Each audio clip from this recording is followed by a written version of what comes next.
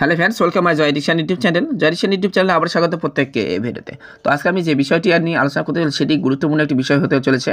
ইতিমধ্যেই যে আপনারা দেখেছেন যে ফার্স্ট ফেজ কাউন্সিলিং কিন্তু আপার প্রাইমারি কমপ্লিট হয়েছে এবং তার মধ্যে পার্ট 1 এবং পার্ট 2 হিসেবে দুটি কাউন্সিলিং করা হয়েছে। তো পার্ট 1টি করা হয়েছিল 3 তারিখ থেকে শুরু করে 29শে অক্টোবর পর্যন্ত এবং পার্ট 2 যে করা হয়েছিল সেটি হচ্ছে 11 নভেম্বর থেকে 27শে নভেম্বর পর্যন্ত। এই দুটি পার্টে কাউন্সিলিং যে করা হয়েছে সেখানে একটা হিউজ পরিমাণ ক্যান্ডিডেটরা কিন্তু অনুপস্থিত এবং প্রত্যাখ্যানের সংখ্যা আমরা দেখতে পেয়েছি। সেটি ইতিমধ্যে দাঁড়িয়েছে বর্তমান শেষে যে 27 তারিখে যে লাস্ট কাউন্সিলিংটি হয়ে গেল সেখানে এসে টোটাল দাঁড়িয়ে আছে 2072 জন। তো এই 2072 জন ইতিমধ্যে ক্যান্ডিডেট কিন্তু শূন্যপদ ফাঁকা রয়েছে ফার্স্ট এবং সেকেন্ড যে পার্ট 2তে করা হলো সেই কাউন্সিলিংয়ের।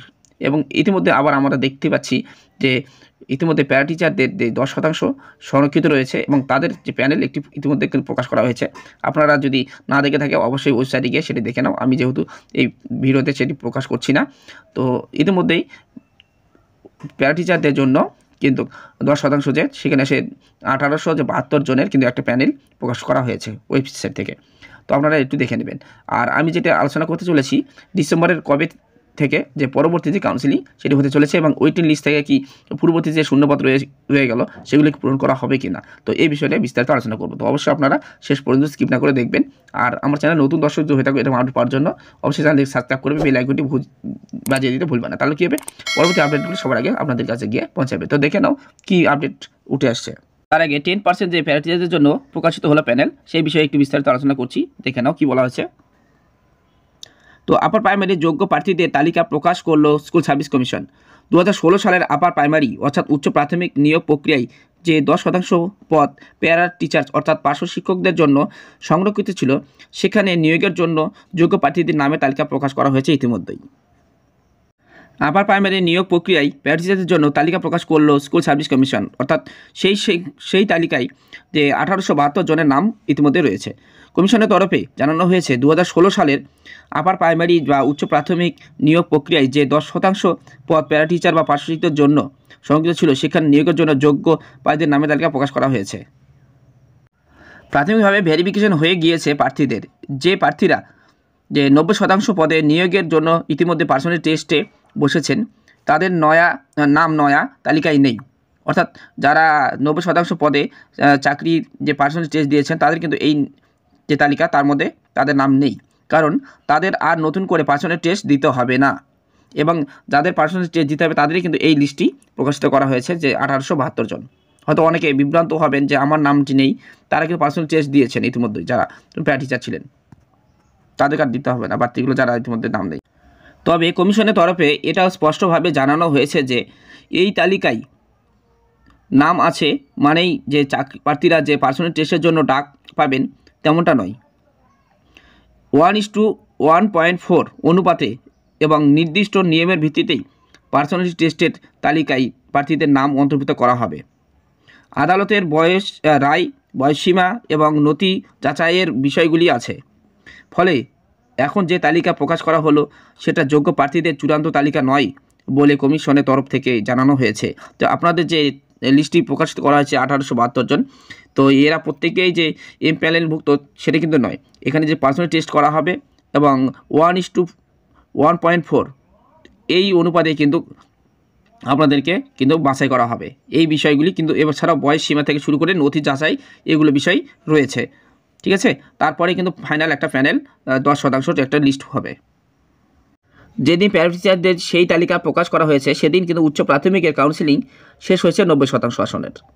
প্যানেলে থাকা যে মোট 8749 জন প্রার্থীকে ডাকা হয়েছিল কাউন্সিলিংয়ের জন্য, তার মধ্যে থেকেই 2072 জন কাউন্সিলিংয়ের জন্য আসেননি বলে কমিশনের সূত্রে সেদিনেই জানানো হয়েছে।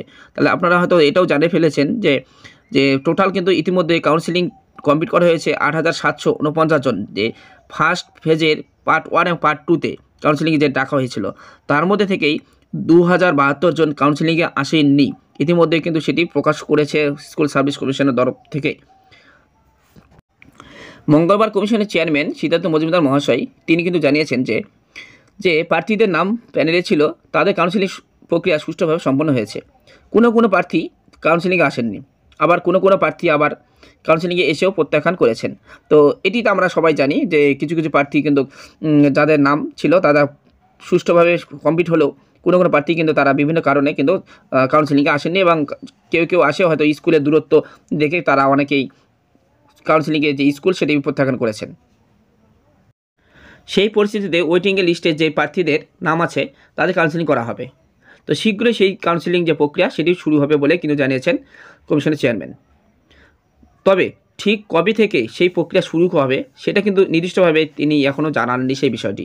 তো এই বিষয়টি না জানলেও আমরা যে এখন বর্তমানে যে পরিস্থিতিতে আছি, তো আমাদের যে পরবর্তী যে কাউন্সিলিং যে যখনই শুরু হোক না কেন, তো আমরা ইতিমধ্যে জানি যে আমাদের 5% ওয়েটিং লিস্ট রয়েছে এবং তাদের থেকে কিছু ক্যান্ডিডেট আসবে, এবং ইতিমধ্যে আমাদের যে ভ্যাকেন্সি রয়েছে 5,000-এর মতো সামথিং রয়েছে, সেটি পূরণ করতে হবে।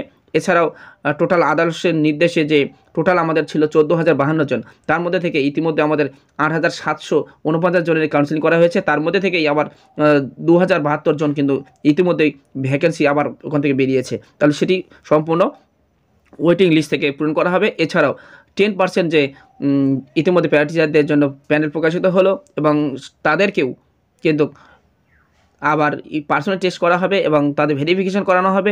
এই যে দীর্ঘ একটা প্রক্রিয়া ইতিমধ্যে পড়ে রয়েছে, তো তাহলে কি আমরা কবে দেখতে পাবো যে 31শে ডিসেম্বরের মধ্যে কি আদালতের যে নির্দেশ 31শে ডিসেম্বরের মধ্যে কিন্তু প্রত্যেকটা ক্যান্ডিডেটকে রিকমেন্ডেশন হাতে দিয়ে স্কুলে জয়েনিং করানোর যে প্রক্রিয়া সেটি শেষ করতে পারবে কিনা স্কুল সার্ভিস কমিশন। তো সেটাই আমাদের দেখা। তো অবশ্যই এই যে বিষয়গুলি আমরা দেখতে থাকবো, পরবর্তী আপডেট কী আসতেছে অবশ্যই আপনাদেরকে জানিয়ে দেবো। তার জন্য আপনাদের কাছে অনুরোধ, আমার চ্যানেল নতুন দর্শক হয়ে থাকলে অবশ্যই চ্যানেলটি সাবস্ক্রাইব করবে এবং বেল আইকনটি অবশ্যই বাজিয়ে দিতে ভুলবেন না, তাহলে কি পরবর্তী যে আপডেট অবশ্যই আপনার কাছে সবার আগে গিয়ে পৌঁছাবে। তো দেখা হবে পরের ভিডিও, ততক্ষণে ভালো থেকো।